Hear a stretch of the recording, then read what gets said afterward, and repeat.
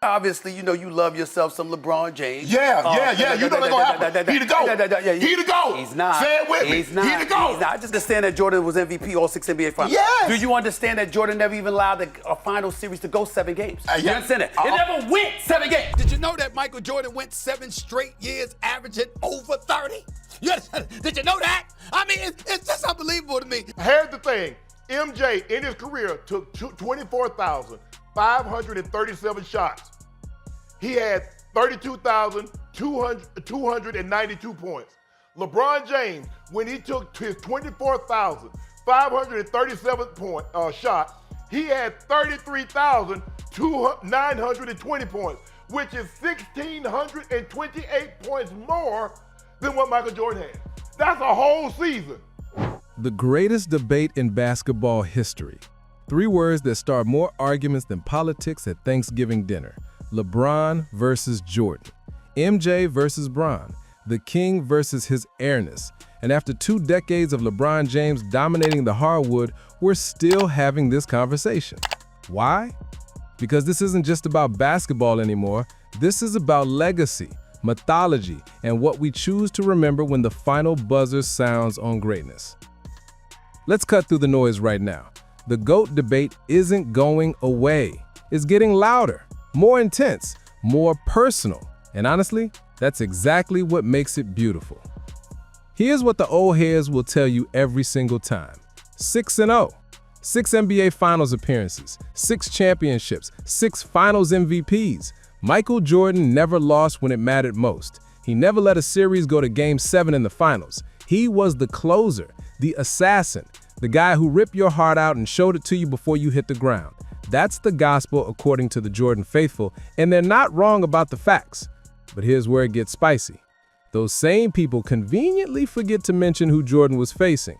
Was it the 73-win Warriors with 4 All-Stars? Was it a super team featuring Kevin Durant, Steph Curry, Klay Thompson, and Draymond Green all in their prime? The answer is a resounding no. Jordan faced aging Magic Johnson, Clyde Drexler, Charles Barkley in Phoenix, Gary Payton and Shawn Kemp, and the jazz duo of Malone and Stockton. Legends, absolutely. But were any of those teams the equivalent of what LeBron faced in 2017 and 2018? Not even close. Tell me the team that he faced that was the 2017 or the 2018 Golden State Warriors. What do you mean? I don't understand your question. Michael Jordan, tell me the team. You talking about Michael Jordan? I want you to tell me the team that Michael Jordan faced that was the equivalent of the 17 and 18. No one. Can I Let's talk about what Jordan had that LeBron didn't. Scottie Pippen. Not just any sidekick, but a top 50 player of all time, a defensive monster, a guy who could take over games himself. Dennis Rodman, the best rebounder in his generation. Phil Jackson, the Zen master with more rings than fingers. Steve Kerr, Tony Kukoc, Ron Harper. That's not a team, that's a dynasty wrapped in championship DNA. Now look at LeBron's first stint in Cleveland. Who was his Pippen? Mo Williams? Larry Hughes? Big Z? Come on now. We're comparing apples to asteroids here.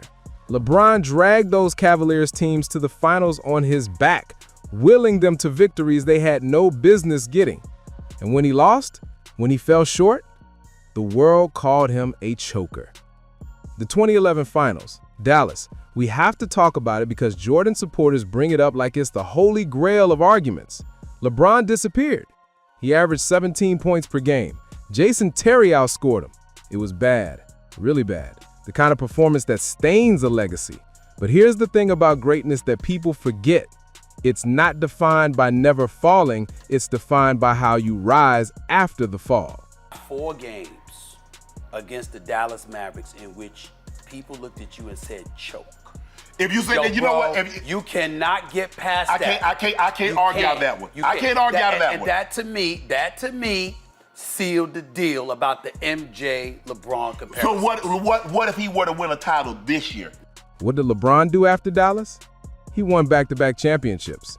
He demolished the Spurs. He went to Miami and became the complete player everyone said he couldn't be. The defense improved. The post-game developed. The killer instinct everyone questioned, it showed up when it mattered. That's the difference between LeBron and almost everyone else in NBA history. He learned, he adapted, he evolved.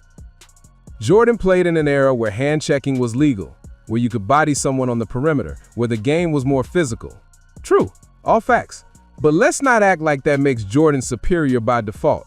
The athletes today are faster, stronger, more skilled. The spacing is different. The schemes are more complex. Three-point shooting has revolutionized the game.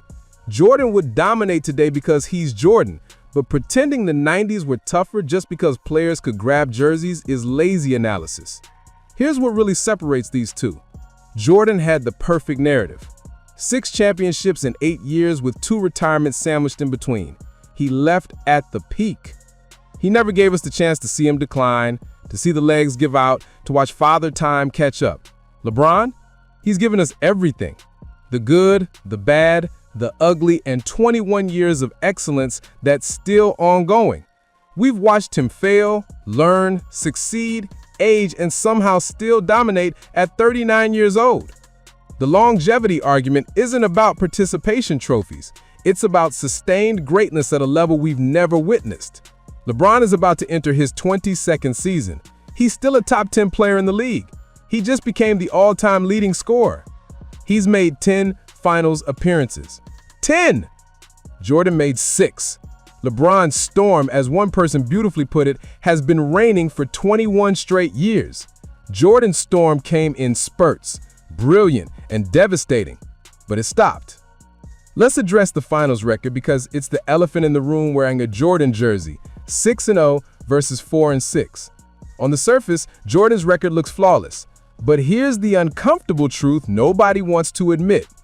Making the finals and losing is better than not making it at all. Jordan lost before the finals.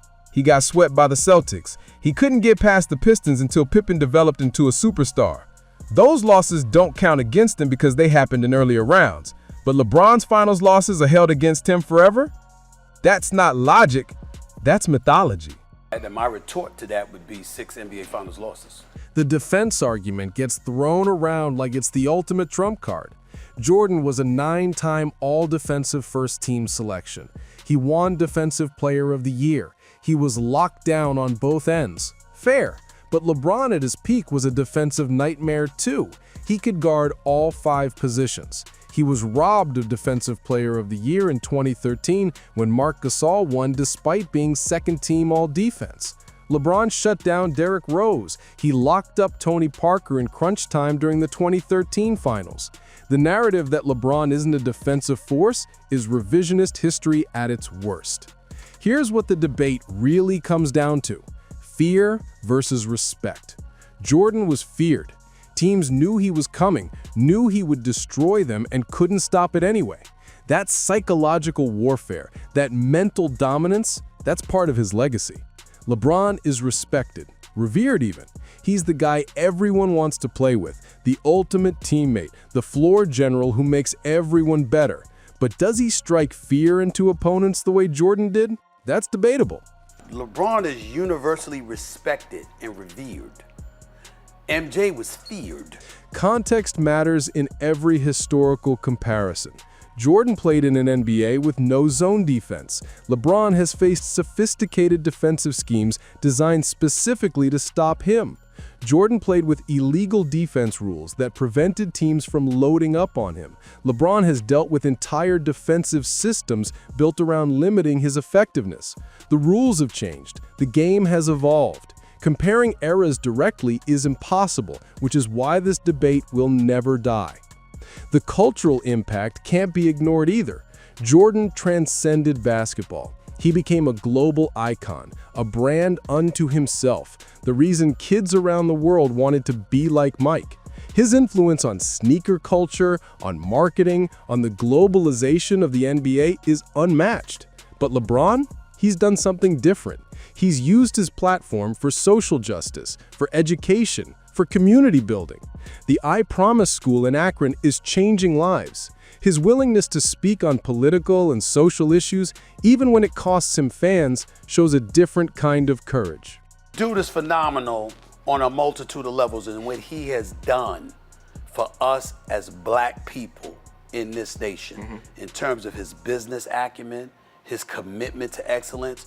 You know, this brother takes care of his body. He's always in shape. I mean, he's the reason that I got mad at Anthony Davis. Basketball isn't played in a vacuum. The personal lives, the off-court excellence, the way these legends have carried themselves matters. Jordan's competitive fire sometimes burned his own teammates. LeBron's leadership style has been questioned, but never his commitment to making his teammates better.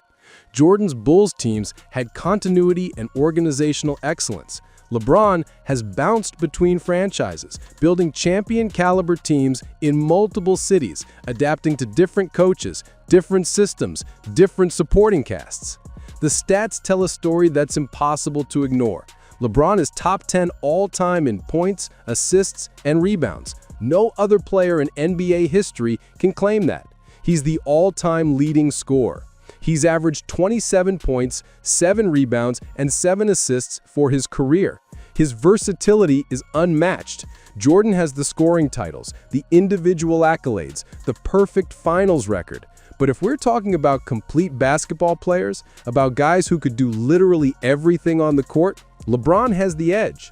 Here's the truth that nobody wants to admit. There is no definitive answer. This debate exists because both players have legitimate claims to the throne. Jordan has the perfect narrative, the untouchable finals record, the cultural impact that changed sports forever. LeBron has the longevity, the all-around game, the ability to dominate for over 20 years in an era of super teams and advanced analytics. The real question isn't who's better, it's what do you value? Do you value peak dominance and perfection? Then Jordan's your guy. Do you value sustained excellence and all-around impact? Then LeBron's the choice. Both answers are correct because both players are basketball gods who've given us moments we'll tell our grandchildren about. What we're really arguing about when we debate Jordan versus LeBron is what greatness means to us personally. It's generational, it's emotional, it's about the memories these players gave us, the moments that defined our love for basketball. For older fans, Jordan is basketball. He's the gold standard. For younger fans, LeBron is the player who's been excellent their entire basketball watching lives. The beautiful thing? We don't have to choose. We can appreciate both. We can acknowledge that Michael Jordan's peak might be the highest any player has ever reached, while simultaneously recognizing that LeBron's career arc is the most sustained excellence we've ever witnessed. These aren't mutually exclusive concepts. But if you want the harsh truth, the debate itself is disrespectful to LeBron. Being number 2 all-time out of thousands of players who've ever touched an NBA court isn't an insult. It's an incredible accomplishment. The fact that we're even having this conversation, that LeBron has forced himself into the discussion with the universally acknowledged GOAT, is testament to his greatness. 21 years, 4 championships, 4 finals MVPs, 10 finals appearances, all-time leading scorer, still playing at an elite level at 39. That's not just great. That's historic. That's legendary. That's worthy of being mentioned in the same breath as Michael Jeffrey Jordan. Your GOAT could never? Maybe, but maybe that's okay.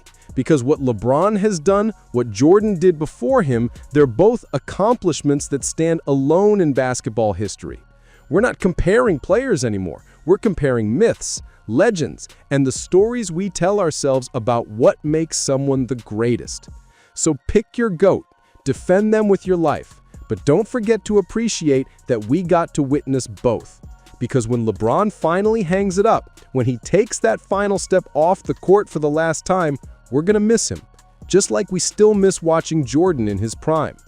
The GOAT debate isn't about finding the right answer. It's about celebrating 2 players who gave us reasons to believe that humans can achieve the impossible on a basketball court. And honestly, that's more valuable than any crown.